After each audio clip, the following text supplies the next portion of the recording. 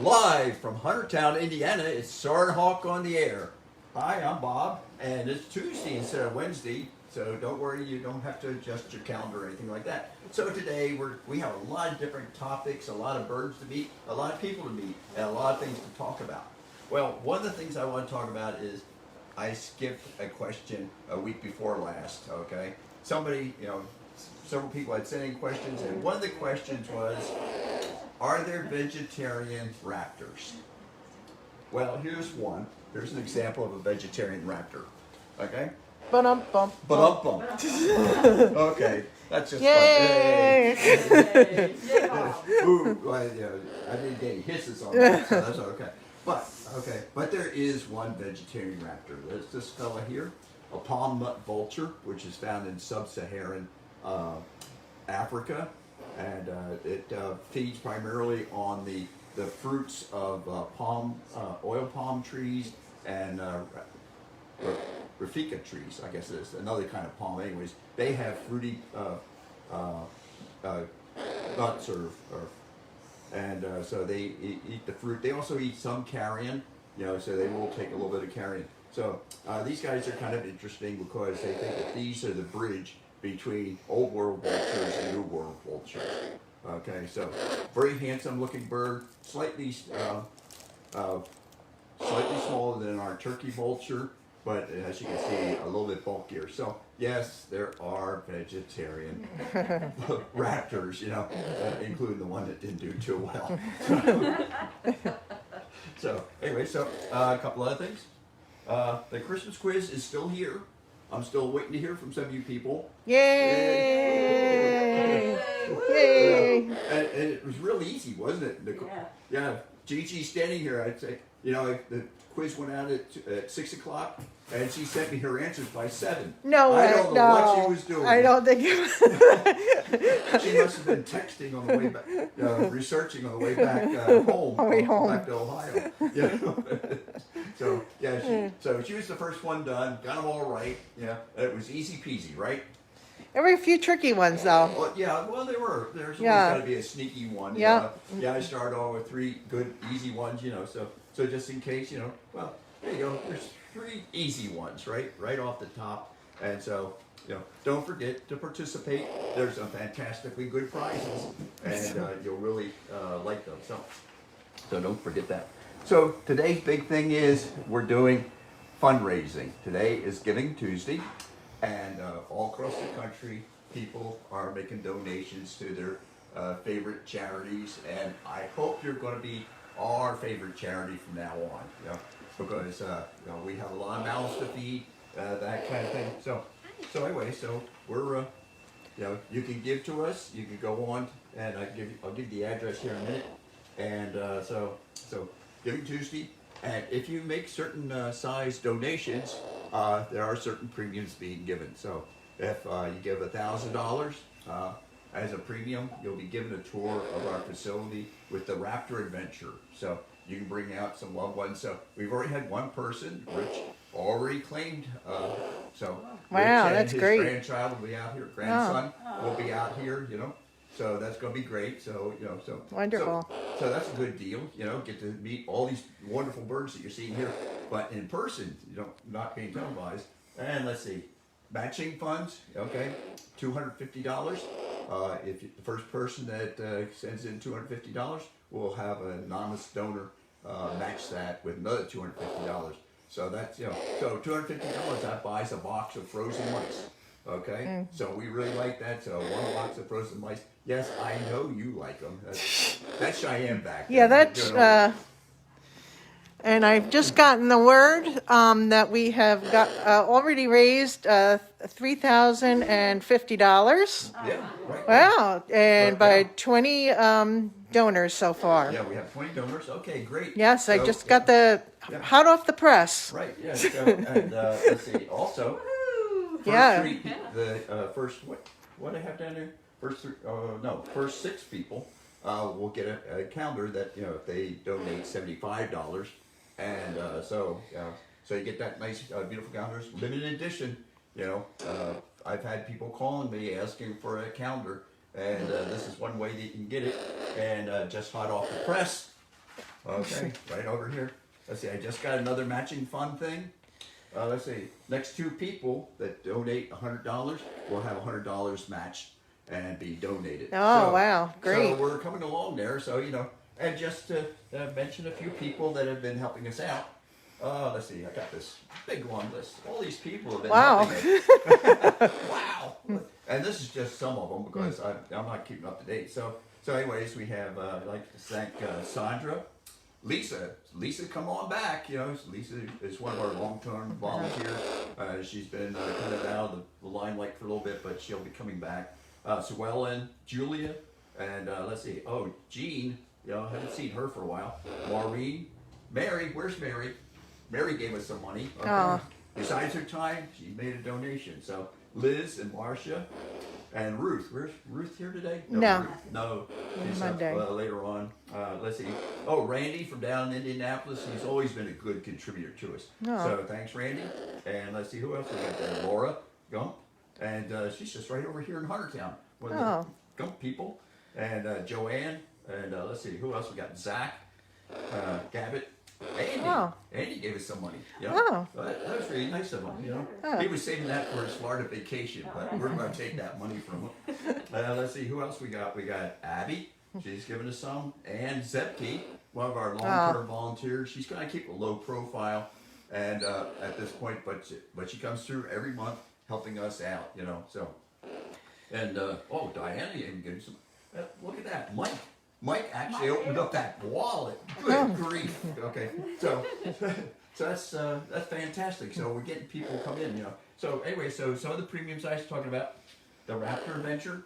Okay, come on out, see our wonderful birds like Monet here, and up close, personal. You can't hug them, you can't kiss them, but you can stand right there up close, talk to them, or you can listen to them discuss their stories. Okay, so anyways, yep, open up the wallets, you can go right on our website. Where is that? I have it here somewhere. Didn't I have it here? Yep. I have it somewhere. Okay, right here. Okay. So you go on our website, here, donorbox.org/soarinhawk-giving-Tuesday-193.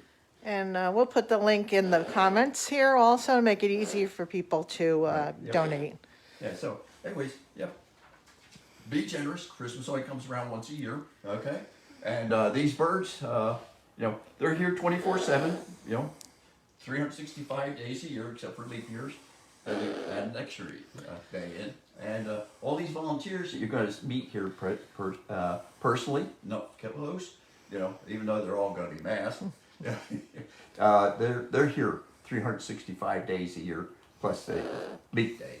And so they're all here and they're all working for these birds. And these birds are out there, they're working for us. So anyways, one of the big premiums again, meet Monet, okay? Get your calendar, okay? Or just get a big hug from all of us. Okay? Yeah. Well, The warm A fuzzies. socially distant hug. Yeah, right, yeah. So, elbow bump.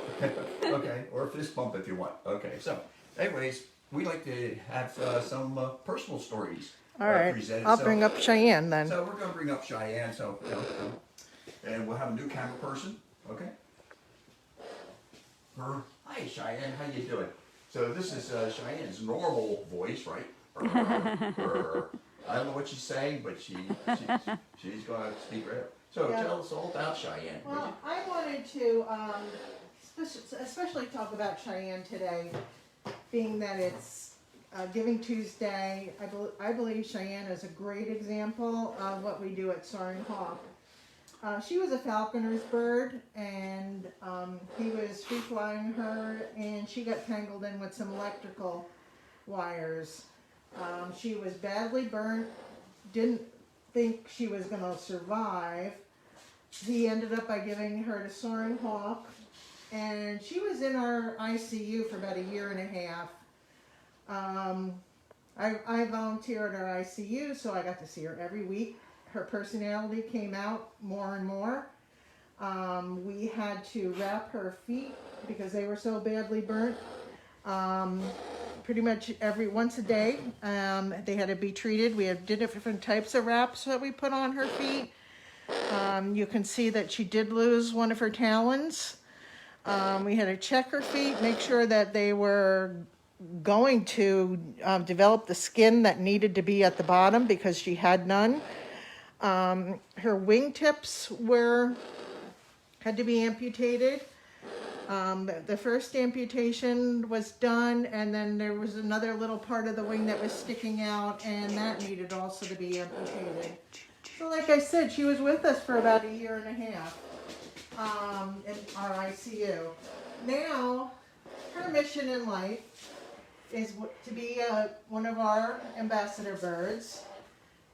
She is obviously a ham.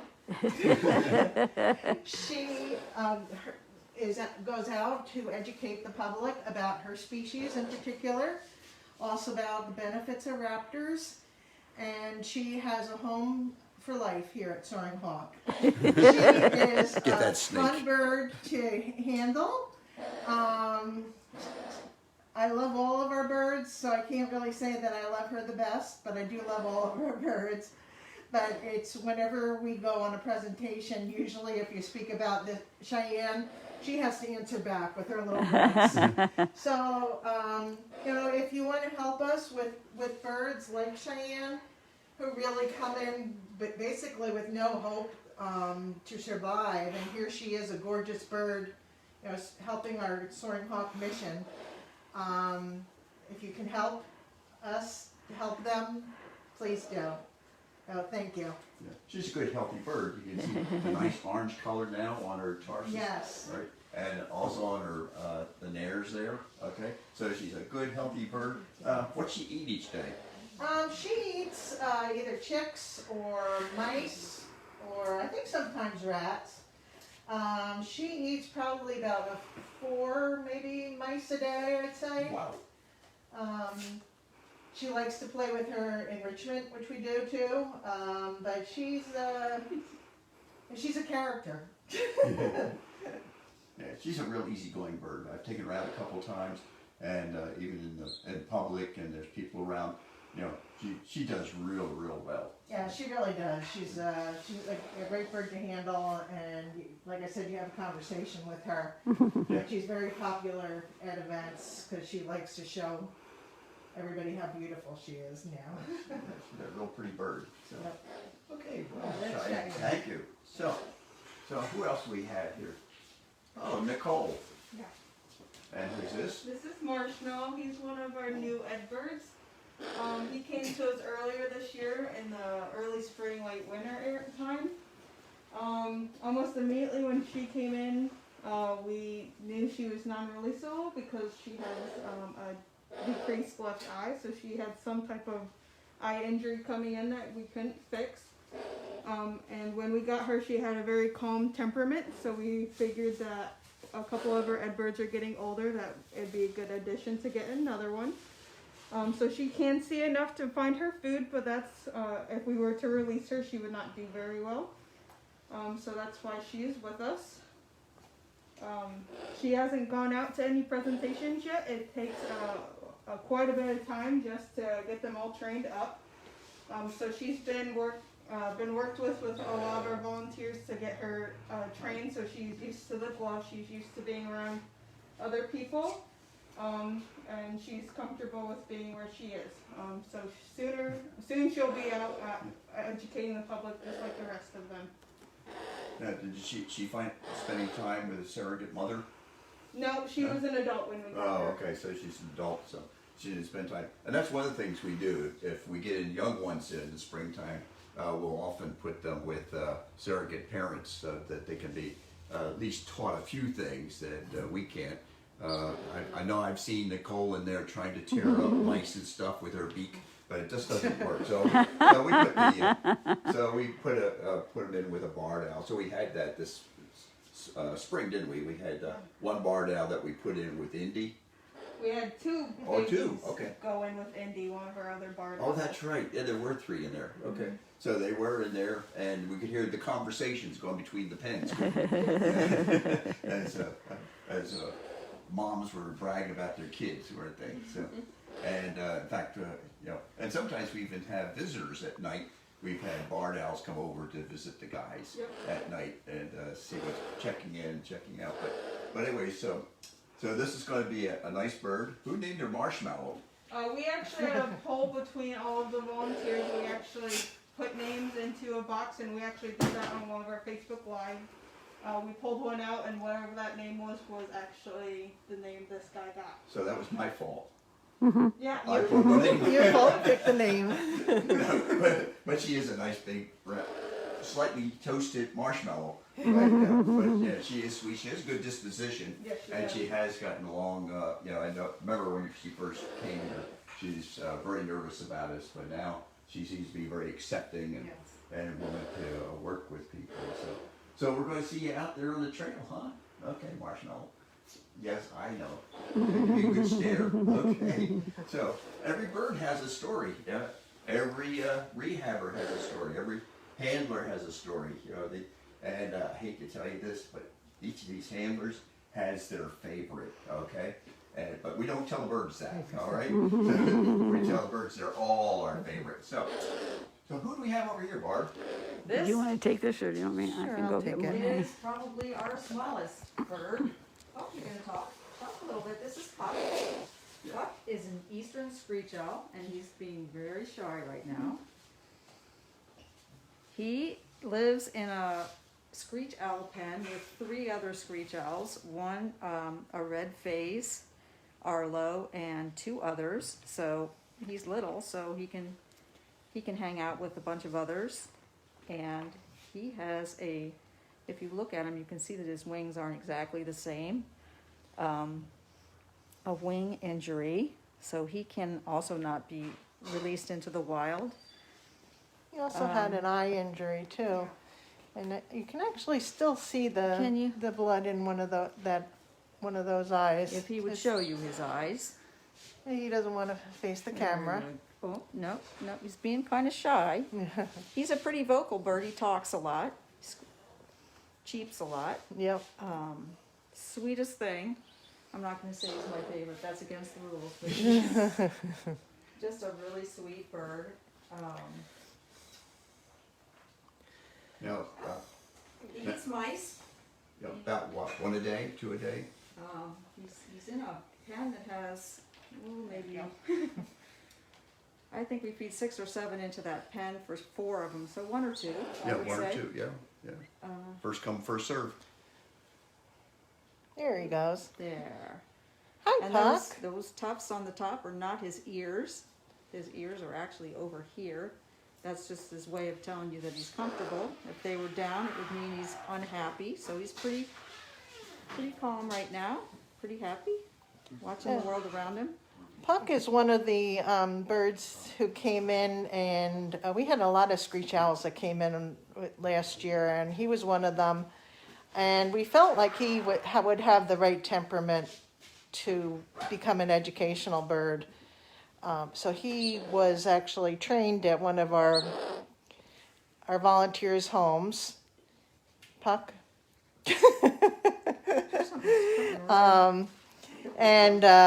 So she had him at her house, and he was just a really delight to train, she said. And he really is. He's a sweet little bird, and just would not survive on his own in the wild. So he's another one who has a home for life with us. Yay us. He's a great bird. Yes. Okay, so we have another story. Okay, All right, well, come on back over here. Katie. Yes. Okay. I can't tell who's who with these masks. I on, know. You know. So, yeah. But so. This If you want to Katie- come around this way, Katie, it just looks better than Yeah, our. we get the light. We have our computer, all our computers.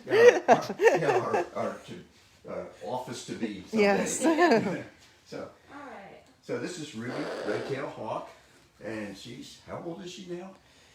I know she's one of our oldest birds. I think we got her about 2004. She's Yes. about 16, 17 years old. Yeah, so she's, and, so she's doing quite well. She came to us, she'd been hit by a car, and her throat was torn up. One of the bad things about, or one of the bad habits that these guys get into it is to go down and feed on roadkill or carrying alongside the road or whatever. And she was down there and the car came too close and tore up her crop, and that became all infected. So when we got her, she had a raging infection, and so Dr. Pat went in there, cleaned out her crop, and that did some surgery, sewed her back up, and then it was just an administration of antibiotics and things like that. It probably took us about maybe 5 to 6 months before she looked like she was releasable. And she's quite a tame bird. These red tails, I call them Labradors because they're kind of like Labradors retrievers. They're always happy to see everybody, and they're really easy to work with. And so one day, while Byron was working with her, she got away. And unfortunately, she flew into the side of a house, and that wasn't too good. So we tried her again to see how she would fly, and she flew into a cornfield and crashed. And so then and this was in our early days, so we went and checked her out, and we discovered that she's farsighted. And so, which was kind of, we'd never thought of a bird being farsighted, but so we've done ophthalmological examinations, and we've tried different things with her, but she still has sight problems. But she's a nice, gentle bird, but she's gone through several times there where she's had some serious infections and things, but now she's well on her way. And she's a fantastic bird. We take her out to a lot of presentations. She particularly likes going to Indian powwows, and I don't know whether it's the burning sage, or if it's the drums, or it's just the aura of all the people there at the powwow. But she really likes going to those, so she'll sit there on a perch for hours while people are dancing about or doing and passing by. And so she's a favorite of our Miami friends, and they say she's a blessed bird. If you notice, she's got a red tail with one white feather on here, and they tell us that means she's a blessed bird. And that white feather has been coming back year after year after year. She goes through the molts, and then she gets them again. But she just loves going outside, and if there's a nice breeze, stretches her wings, and carries Katie away. Yeah. So what do you think about her, Kate? I think she's probably one of the easiest birds to work with. She's obviously pretty heavy, which is why I'm trying to support myself with my other arm. But she's a very sweet bird, and she's been with us forever. And I believe last year she got cataract surgery from students in Purdue Yes. Yeah. University. Yeah, that's one of the problems with a lot of the birds. As they get older, they get cataracts, and that has a lot to do with reducing their lifespan. Because if you have cataracts and can't see to hunt, then you can't feed very well. And so a lot of times when we can almost tell the age of a bird when they get about 14 or 15, they start developing cataracts. And but some of the birds seem to do all right, like the owls, because they depend on hearing more than sight. They tend to do quite well. Whereas hawks, though, depend on their vision, and so the cataract.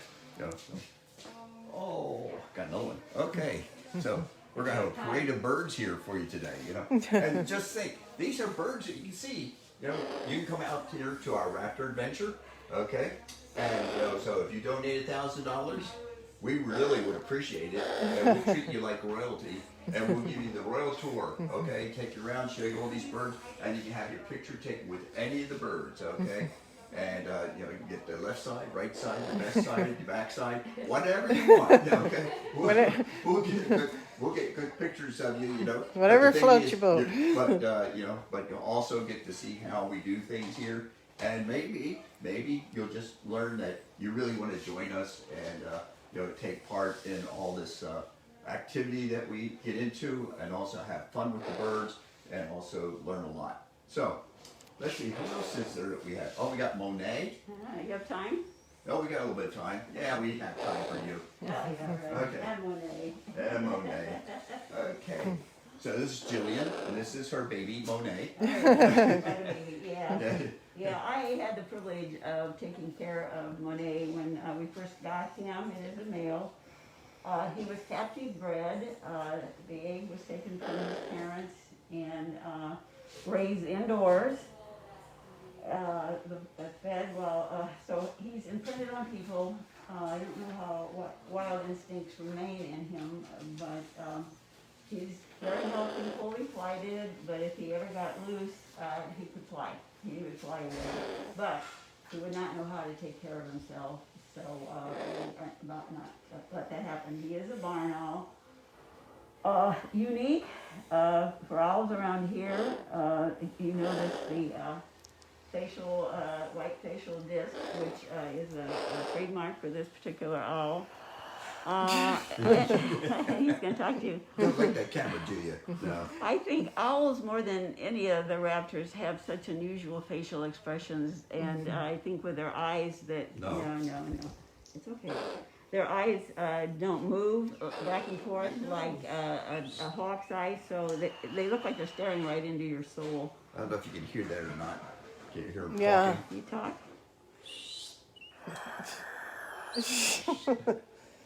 Let me see what I was going to say now. Yeah, so. He probably has the keenest eyesight and hearing of any of the owls. It's amazing, and I can't offhand tell you something like you can hear a beetle 100 feet away, crawling away. I don't know. There are all kinds of statistics on that. But so I got to train him. He was in my house for a long time, so naturally I've gotten quite attached to him. He had a little bit of struggle leaving me. No. Oh, sure. Oh, I think it was the other way around. But he did. He's doing quite well. Okay. He's been out on many presentations. So you're going to take the cot out, your cot out of his bed? Yeah. I'm in taking there? that out. Yeah. So So. he's by himself, but Yeah. we have a number of owl moms here, you know, and so a lot of these birds that have been captive bred do require the presence of some humans to take care of them, give them some TLC. We also do that for some of the chicks that come in, you know, some of the young birds if they're really young. We have the same thing, so we have assignments that people take the birds home, give them some training, but obviously Jillian there has not shown him exactly how to tear his food apart, you know, No, or how to swallow the mice whole No. and things like that, you know. I've so- got a good video of him swallowing mine. Oh, you have? Yeah. Oh, okay. So, What's going on out here? so anyways, so this is where all the money goes, okay? To take these birds out, and then of course we take these birds out to schools and stuff. And even with the COVID thing this year, we've done, so far this year, we've done 68 programs to over 9,000 people. So, you know, so we're reaching a wide audience. In fact, almost all those programs that we did were outdoors. And so we're very fortunate that we've had venues where we could go because, you know, a lot of the places were shut down for the summer, like the scout camps and stuff like that. But the volunteers still performed. And so we did several of the scout camps this summer, several of the libraries outside. And even here in Huntertown, we've done homeschool groups down here in the Huntertown Family Park. And so we're trying to make the best of a bad situation, but we're still getting out there educating people. So anyways, the money goes to a good cause, takes care of these birds. And so we're, I think this year so far, I think we've done about over 200 rescues, and we've released about, about 30-some birds already. And we have a few guys that are getting ready to go. We have a couple peregrines that aren't too far away from being released.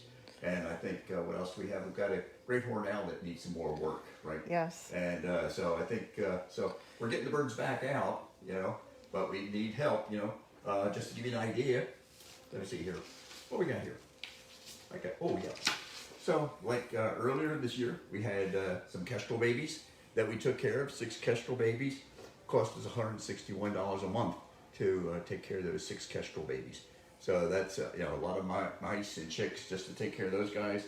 And we also had 3 great horned babies and they of course ate rats and stuff. And then so for the period of time that we had them with us, they ate 180 pounds of rats. Oh, rats. Rats, yeah. That was a lot of food for them. Okay, so so the food's not cheap, and because of things that have happened over the last few years, there's fewer and fewer places to get some of this food, and so we have to purchase it, and so that does cost us a little bit, and so we can't, we do get some stuff donated. We do get, let's see, well, people, deer that have been hit by cars, something like that, roadkill deer. We get those, and we have a team here that goes and dresses them out and butchers them and prepares it. But venison is a good food for them, but it's not the best food for them.